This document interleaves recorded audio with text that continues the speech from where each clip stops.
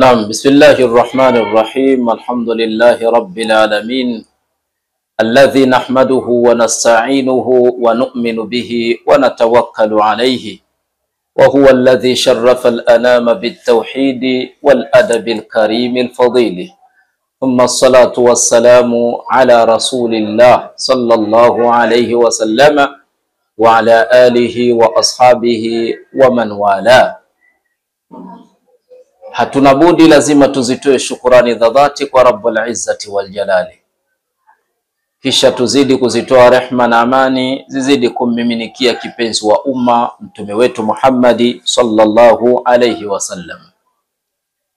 Kama kawaida yetu, ndugu zetu watazamaji wapendwa, tunatanguliza kwa mamkizi bora na mema, mamkizi ya watu wa peponi, tukiwaambieni assalamu alaikum wa rahmatullahi wa barakatuh. Sawa na ada yetu katika channel yetu na ndani ya studio yetu ya Zahra Adam Production na katika kipindi chetu cha TV yetu Sirajul Munir. Hivyo basi leo mada yetu itakuwa ni kuzungumzia mambo ambayo yanaambatana, yanaalaki moja kwa moja na saum, ambayo ni shurutu saumi, lakini na kuzijua zile arkanu saumi, sharti za saumu na nguzo za saumu. Ndugu yangu mtazamaji, wewe kama mfungaji, ninatumai au ninatambua si wengi katika sisi Waislamu wanaweza kuwa wanajua sharti za saumu ni zipi. Nadhani mtihani huu huenda tukiweza kuwauliza waliokuwa wengi katika Uislamu inaweza kuwa ni mtihani, lakini leo tutapata fursa ya kufafanua shuruti hizi ili watu waweze kuzijua na kini chake na maweko yake, lakini pia tutatizama kuzijua zile arkanu saumi kama jinsi tunavyojua arkanu sala, nguzo za ibada tukufu za sala, kujua arkanul haji, nguzo za hija, lakini pia wasaumu lahu arkan, na saumu pia iko na nguzo zake muayyana. Hivyo basi leo tuna vitabu kadhaa ambavyo tutavipitia. Moja katika kitabu ambacho ninacho tutakachokitumia sana katika muda wetu huu itakuwa ni kitabu hichi Al-Fiqhu Al-Manhajiyu ala madhhabi ash-Shafi'i, katika madhhabi ya Imami ash-Shafi'i. Ni kitabu maarufu sana ambacho kinatambulika, kimeweza kutungwa na kukusanywa na haya makalati yaliyomo ndani ya kitabu hichi, kikiwa mmojawapo katika hawa akiwa ni Dr. Mustafa Al-Khan pamoja na Aliyu Ash-Shurbaji, lakini pia akiwepo na Dr. Mustafa Al-Bugha. Hawa ni moja katika madoktori wakubwa waliweza kukusanya haya yaliyomo ndani ya kitabu hichi ala madhhabi al-Imami ash-Shafi'i, katika madhhabi ya Imam ash-Shafi'i. Lengo na makusudio ni kuwafunza watu kutokana na yale ambayo mapito ya mwanachuoni huyu mkubwa aliyoyaona katika ibada hii tukufu ya saum, na kuyachambua kwa nususu za kisharia ili watu waweze kujua kama madhhabu ya Imam Shafi'i si madhhabu ambayo ni ya watu tu wamoja tu wameamua kutunga na nini, bali huyu ni mwanachuoni mkubwa katika wale maulama wanne wa kiahlu sunnati wal jamaa wanaotegemewa mu'tamaduna katika fiqhi, akiwemo Abu Hanifa kiumri, akiwemo pia Imamu Malik, Imamu Daril Hijra, lakini pia akiwemo imamu mwenyewe Imamu Shafi'i na Ahmadu ibn Hanbali. Hivyo katika muda huu tutapitia vitabu vyake kwa min ajili ya kuzitizama hizi shuruti saumi, lakini pia na kuzijua hizi arkanu as-saum. Haya ni mambo ya msingi sana tunatakiwa tuzijue. Lakini pia niko na kitabu kingine kinaitwa Fiqhu al-Ibadati fi madhhabi ash-Shafi'i, fiqhi ya masala ya kiibada yanayokwenda sambamba na madhhabu ya Imam Shafi'i. Lakini pia tuko na kitabu hapa Ar-Rawda ambacho kinaitwa Rawdatut Talibin, kitabu ambacho kilitungwa na mwanachuoni mkubwa ambayo ni Abi Zakaria Yahya ibn Sharafi an-Nawawi. Imamu Nawawi, mwanachuoni mkubwa huyu ambaye tutazungumzia pia kutokana na yale ambayo tutaona yana umuhimu kugusiwa katika nini, katika kitabu hichi. Hivyo basi, kutokana na mwelezo wetu wa awali, ndugu zetu au watazamaji wetu wapendwa, tunatizama hii nukta ya kwanza ambayo ni shurutu as-sawm. Kuna kitu ambacho walikiita katika kitabu hichi, mlango huu wa kwanza katika kitabu hichi, ukurasa wa 222. Katika ukurasa huu titraji ya kwanza inasema shurutu wujubi sawmi wa shurutu sihhatihi, shurti za kulazimika ibada ya saumu, lakini pia na shuruti za kusihi ibada yenyewe ya saumu. Kumbe ibada hii, ndugu yangu Muislam, ina vitu vyake ambavyo vinatakiwa vilindwe. Na labda tufafanue kwanza neno ashartu, mashartu wama huwa shartu.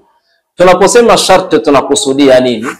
Tunapozungumzia kitu kinaitwa shartu, ni kitu ambacho la tasihu au la yasihu ayu shay'in illa bihi. Ni kusema ya kwamba hakuna kitu chochote kinaweza kikasihi ila kwanza sharti hiyo imetimia. Na asili ya shartu inakuwa ni shay'un khariju min aini shay'in. Sharti inakuwa ni kitu ambacho kiko nje ya kitu.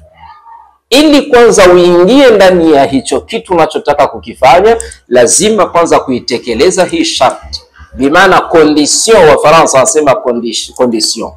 Sasa ndio vitu ambavyo tunataka kutizama kabla hatujaingia ndani ya ibada ya somo. Tunatakiwa tuweje, au tuwe na sura gani, tuwe na mfanano gani? Tusijikuti kuna watu wengine wanafunga bila kujua shuruti za kuingia ndani ya ibada ya nini, ibada ya somo. Ndio maana ndugu yangu, nataka uwe makini katika mada hii, ni mada muhimu sana katika somo letu hili. Katika shurutu ujubi saumi kuna kitu tunasema, wanasema katika madhhabu ya Imam Shafi'i ya kwamba yushtaratu liujubi siyami Ramadhan, inawekewa sharti kwa kulazimika mtu kuweza kufunga saumu ya Ramadhan, an tatawafara al-umuru at-taliya, ni kuweza kukamilika mambo yafuatayo.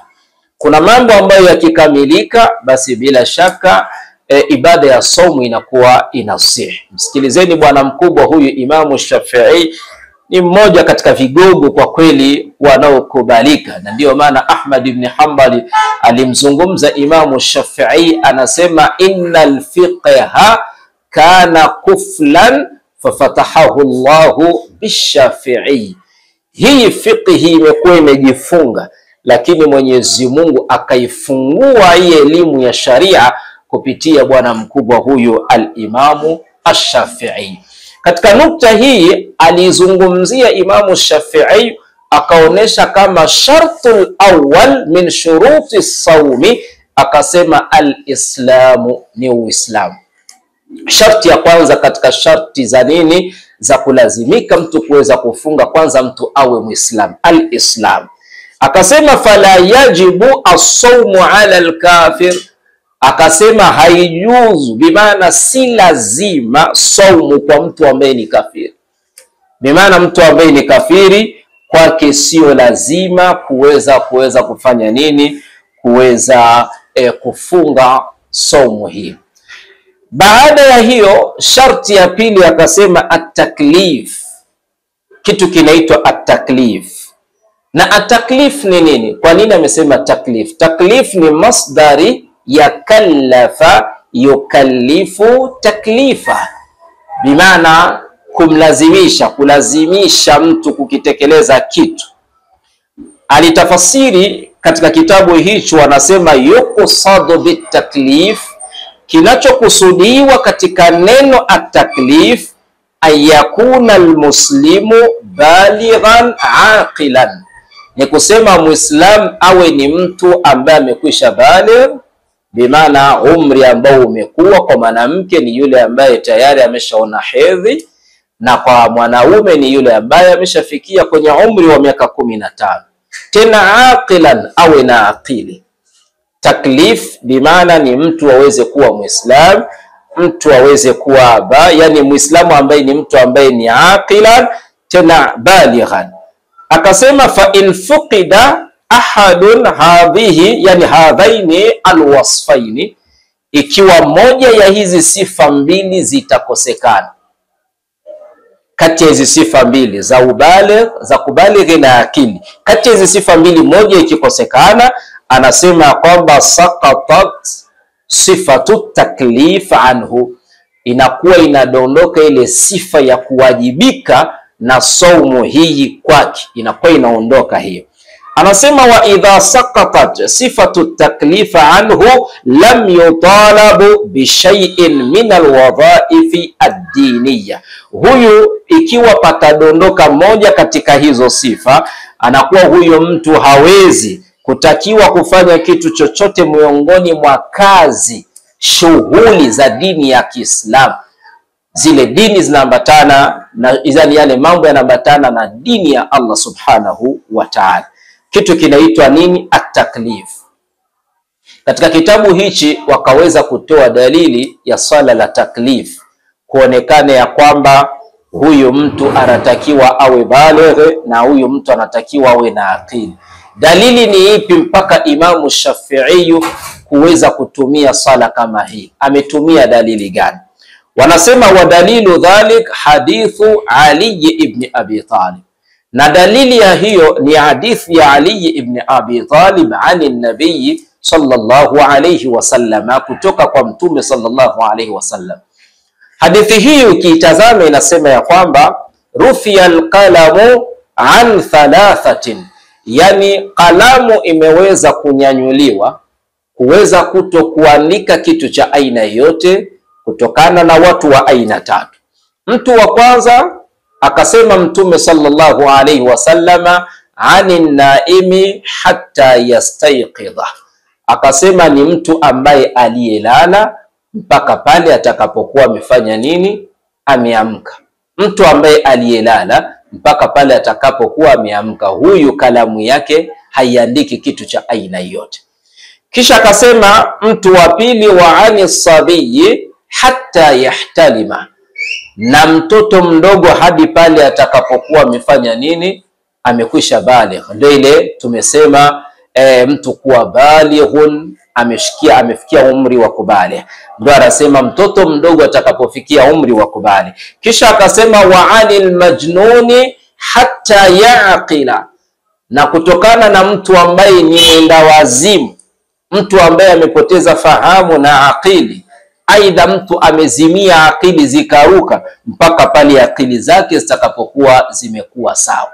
Hadithi hii rawahu Abu Daud, imeweza kupokelewa na Imamu Abu Daud, hadithi ya 4402, lakini na Imamu Tirmidhi wa Imamu Nasai wa Ibn Majah wa Ahmadu wakamalizia kutoa hukumu ya hadith, wakasema wa huwa hadithun sahihun, na hii ni hadithi ambayo ni sahihi. Hii ni dalili ambayo amechukulia Imamu Shafi'i kuweza kuonesha hii sharti ya taklif ni moja katika sharti muhimu ambayo inampa mtu kuweza kuruhusika kuweza kufunga. Masha Allah. Baada ya at-taklif ikaja sharti ya tatu, na sharti ya tatu ni nini? Akaizungumza Imamu Shafi'i.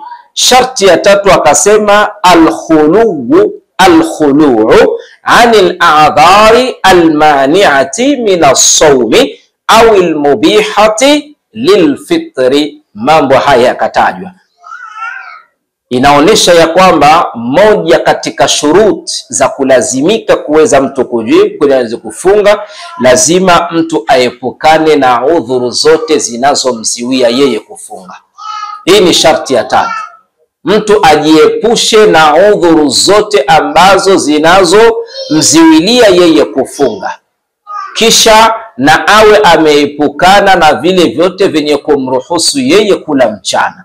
Hii ni moja katika zile shuruti, bimaana hii ni sharti ya tatu, na hizo ndo zinakamilisha shurutu as-sawm, yani shurutu wujubi as-sawmi, sharti za kulazimika mtu kuweza kufunga. Ili mtu uweze kulazimika kufunga ni al-islam, at-taklif, na hii al-khuluwu anil a'dhar al-mani'ati lis-sawm, ziweze kuziwia, au al-mani'ati min as-sawm, zenye kuweza kumziwia mtu kutokana na saum, au al-mubihati lilfitri, aidha udhuru ambazo zinamruhusu mtu kuweza kufanya nini, kuweza kufunga.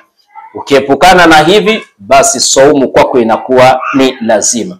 Sasa hapa wakaweza kuonesha amma al-a'dhar al-mani'atu min as-sawm, amma zile udhuru ambazo zinamziwia mtu kuweza kufunga zikatajwa, na una haki ndugu yangu mtazamaji kuweza kuzijua hizi al-a'dharu al-mani'atu min as-sawm ni zipi hizo.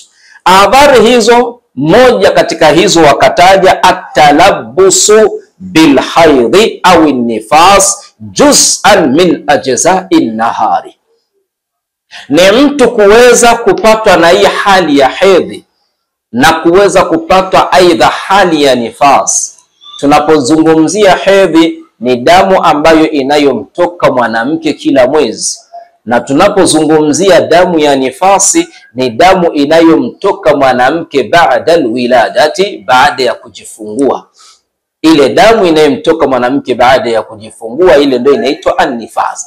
Kwa hiyo hizi zinaitwa al-a'dharu al-mani'atu min as-sawm, udhuru zinazomziwia mtu kuweza kufunga. Sasa ikiwa kwamba mtu utapata hedhi mwanamke, aidha ukapata nifas, moja kwa moja wewe kufunga kwako sio lazima. Zile shurtu wujubi sawmi zinafika zinadondoka kwako. Hilo ni moja wapo.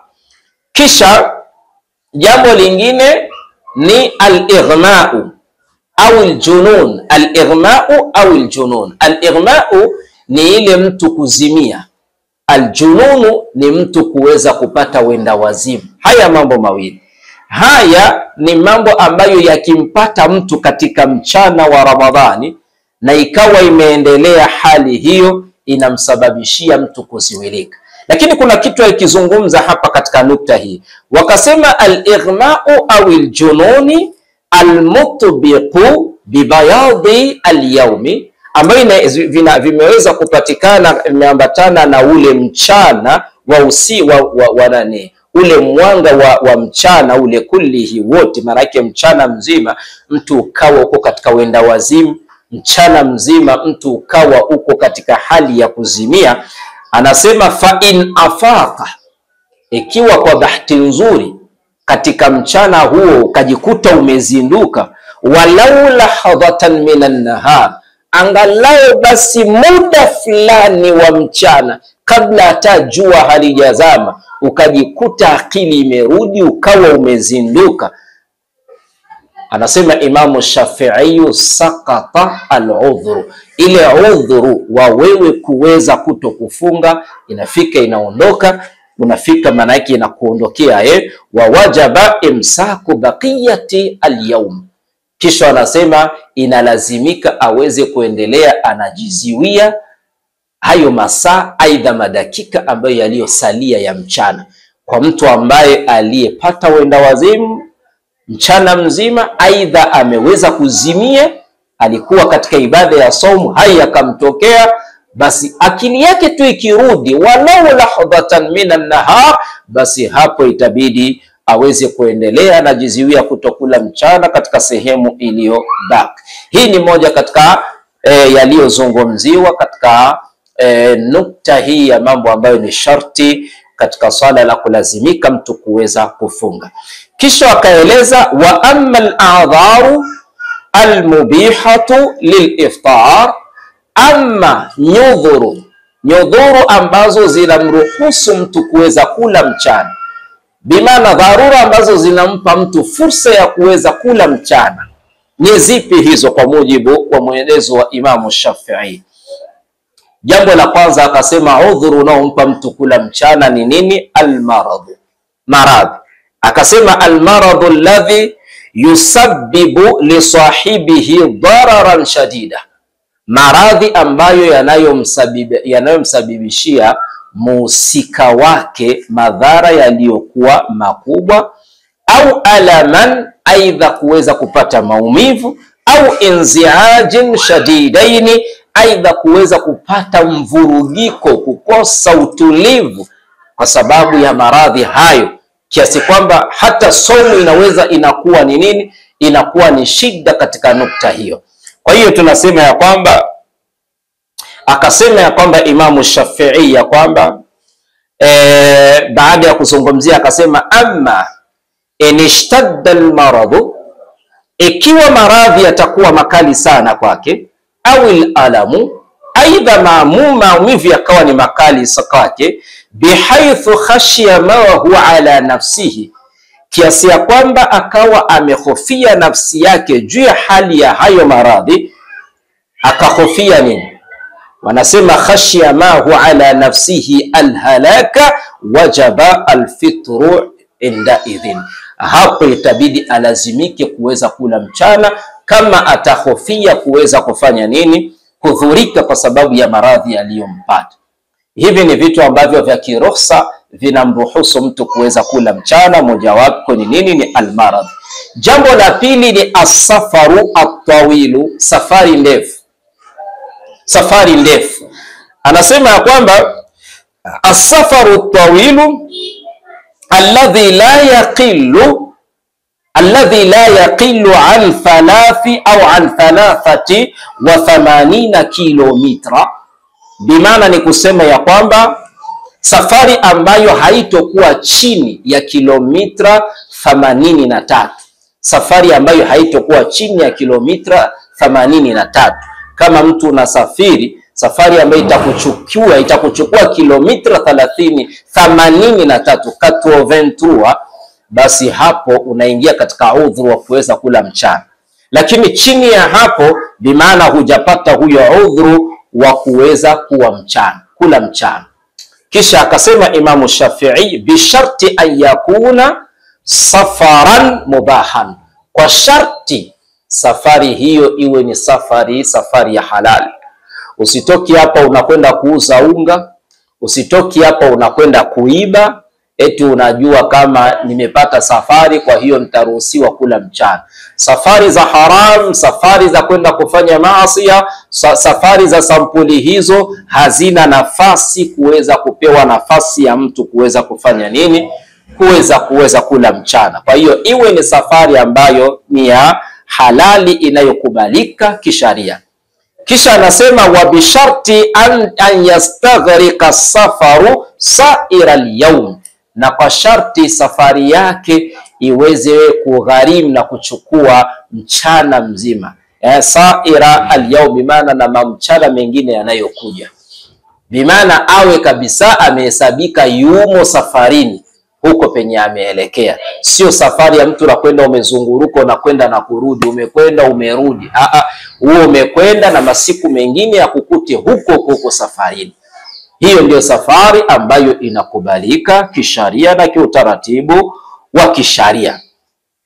Kisha wakasema ya kwamba wa amma in asbaha saiman wa huwa muqimun, na ikiwa kwamba ataamka asubuhi yuko kwenye saumu, wa huwa muqimu, na yeye bado ni mwenyeji hajasafiri, akaamka asubuhi na saumu na yuko nyumbani hajasafiri, thumma ahdatha safaran, kisha akazua safari ya kutaka kusafiri, athna an-nahar, katikati mwa mchana au kipindi cha mchana, lam yajuz al-iftar, bimaana haijuzu yeye kula mchana. Midhali alikuwa bado yuko nyumbani na mchana ulimkuta yuko nyumbani na aliamka yuko kwenye nini? Kwenye saumu. Haijuzu kwake kuweza kufanya nini? Kuweza kula mchana. Inabidi ya safari hivyo akiwa na nini? Na saumu yake hivyo. Kisha akasema wa dalilu hadhaini al-udhraini, na dalili ya udhuru hizi mbili ni kauli yake Mwenyezi Mungu, kauluhu Ta'ala, kauli yake Mwenyezi Mungu Subhanahu wa Ta'ala inasema, waman kana maridan au ala safarin, na yote yule ambaye atakaye kuwa ni mgonjwa au akiwa safarini, fa'iddatun min ayamin ukhar, basi afanye mahesabu ya siku alizokula ili aweze kulipa katika masiku ambayo yanayokuja, ili aweze kulipa katika masiku ambayo yanayokuja. Ama nukta inayofuata ni al-ajzu ani siyami. Al-ajzu ani siyami, mtu kuweza kushindwa kufunga. Huu ni udhuru wa halali unaomruhusu mtu kula mchana. Al-ajzu ani siyam, mtu kushindwa kuweza kufunga. Fala yajibu saumu, hailazimiki saumu ala man la yutiquhu likibarihi, haijuzu kufunga kwa mtu ambaye hawezeshwi yeye kuweza, awezi kufunga kwa sababu ya umri wake umekuwa mkubwa, au maradhin, au kwa sababu ya maradhi la yurja buruhu, maradhi ambayo yasiyotarajiwa kupona kwake. Maradhi ambayo yasiyotarajiwa kupona kwake haijuzu yeye kuweza kufanya nini? Kufunga. Ni adharul mubiha hizi, manake zile adhara ambazo zinazoruhusu liliftar kwa ajili ya kula mchana, ikiwa mtu atapata na nini na hizi adhar. Akasema ya kwamba Imamu Shafi'i, li anna sawma, kwa sababu ya saumu, innama yajibu ala man yaqdiru alayhi, saumu ni lazima kwa yule mtu mwenye uwezo wa kuifunga.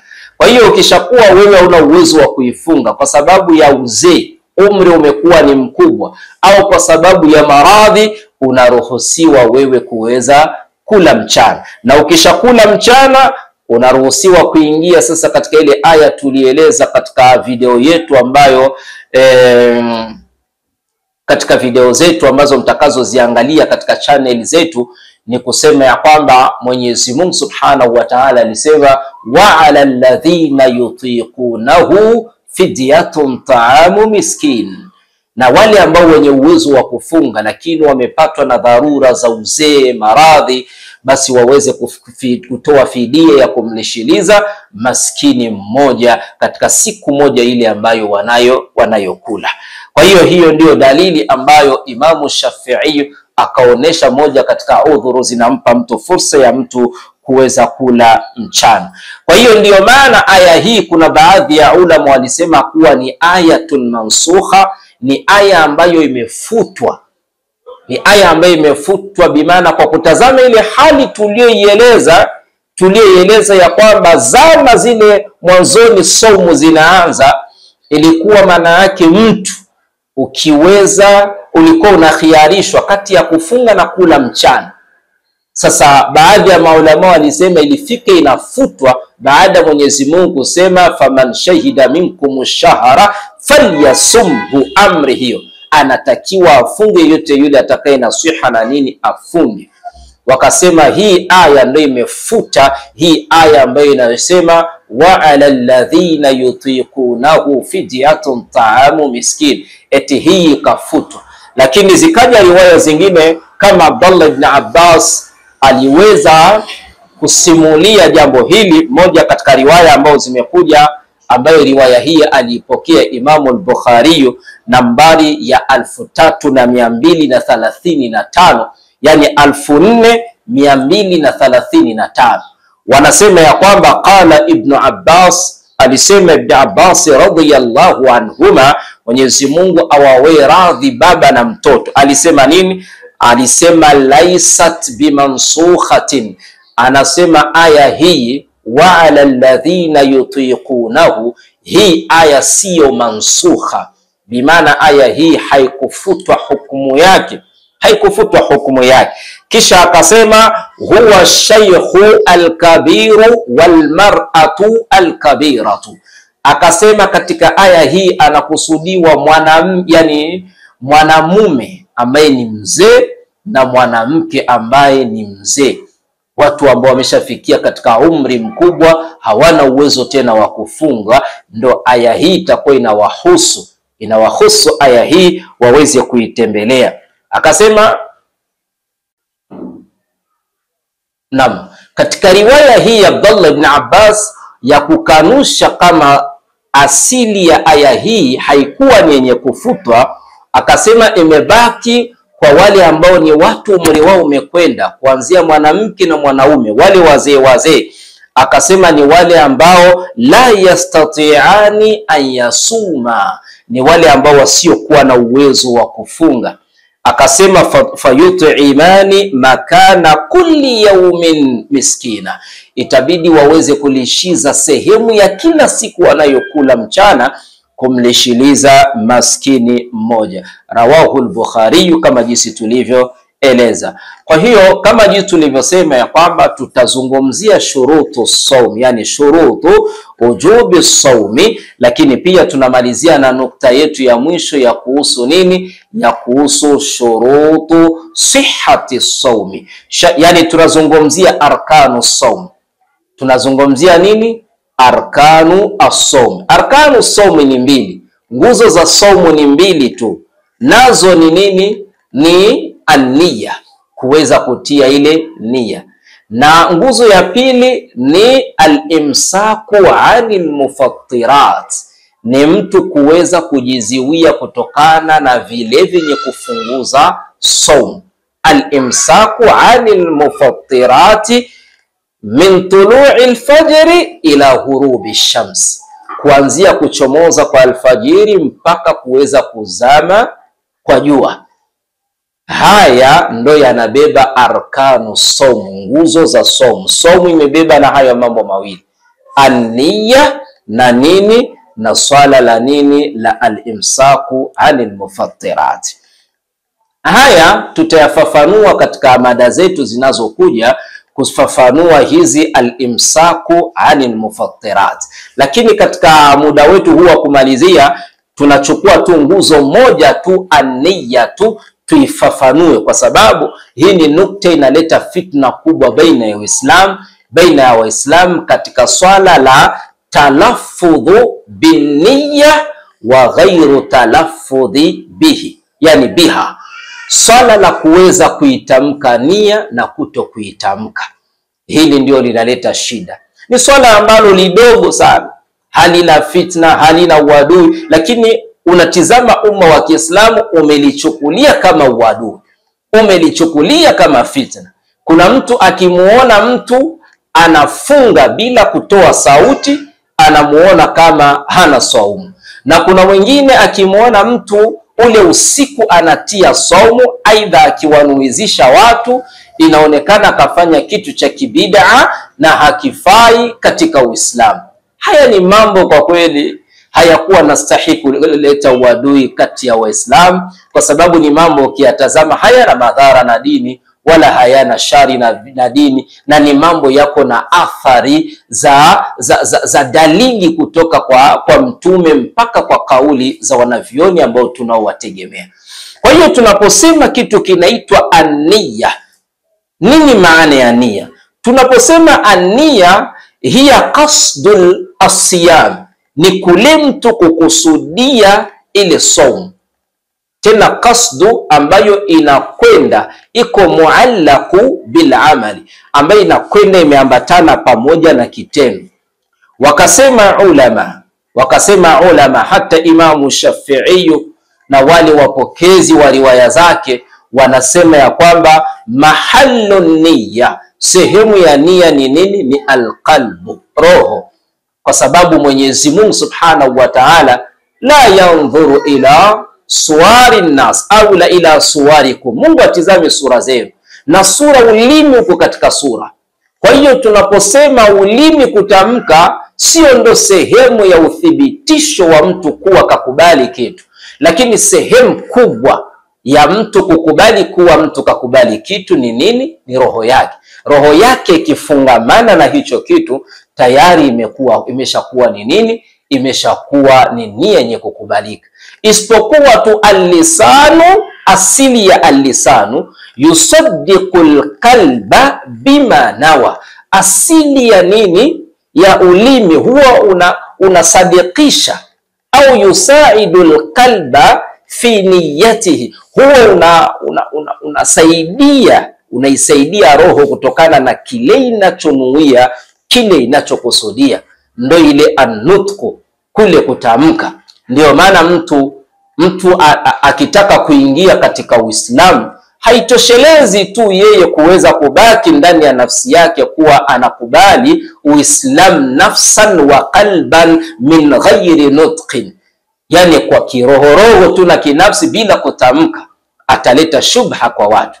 Lakini atakapotamka inakuwa ni kudhihirisha kile alichokikubali. Kwa hiyo ni masala ambayo hayana shari, lakini tunashangaa dunia yetu hii ya fitna na matatizo, kitu kadogo kanafanya kuwa ni kakubwa. Kwa hiyo maulama wamekubali, Imamu Shafi'i mwenyewe kakubali kama mahalluha alqalbu, sehemu ya nia ni nini? Ni roho. Tena akasema wala taktafi billisan, asili ya nia haitoshelezeki kwa ulimi, kwa sababu mtu unaweza ukatia ulimi ukanuia kwa sauti, watu wakakusikia kama umenuia, kumbe roho yako haina mpango wa kufunga. Ndio maana anasema ulimi wenyewe hautoshelezi. Bimaana ili itoshelezeke ulimi, lazima iwe roho imekubali pamoja na ulimi uwe umekubali kile ambacho roho imeweza kukizungumzia. Wakasema wala yushtaratu at-talaffudhu biha, wala haiwekei sharti mpaka itamkwe.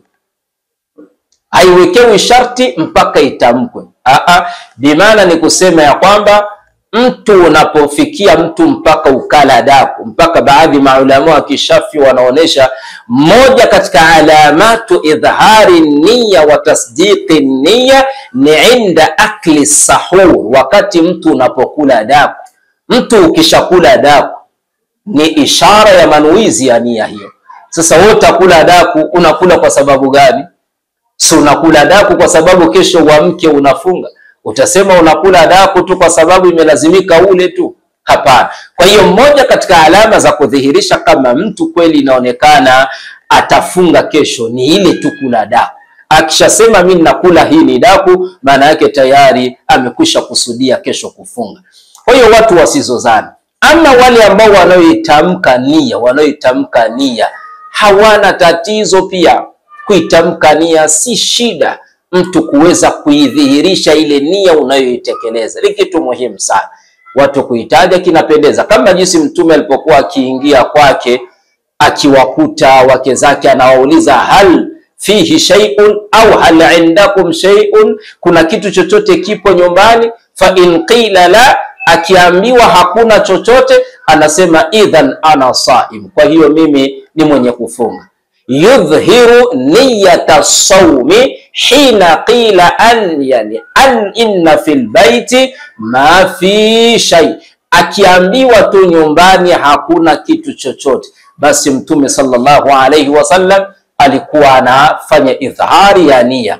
Sasa kama Mtume alidhihirisha nia na watu leo wanadhihirisha nia, ni vitu ambavyo viko na athari, vipo, havistahiki kuwa na madhara wala mivutano. Kwa hiyo tusiwachoshi sana watizamaji wetu, tulipendelea ili tuweze kujua hizi shuruti ujubi as-sawmi na hizi arkanu as-sawmi, ili watu waweze kuzijua. Baada ya kuzijua, mashaallah, zitatusaidia kuipeleka saumu yetu kwa uzuri zaidi na kwa kisheria zaidi, ili Mwenyezi Mungu atulipe malipo yaliyokuwa makubwa. Tuendelee kufata vipindi vyetu hivi vya kheri. Tunatumai mengi zaidi yatapatikana, na insha Allah biidhnillahi taala umma utaongoka na kupata fawaidi nyingi kupitia kipindi chetu katika channel yetu hii pendwa. Wabillahi tawfiq.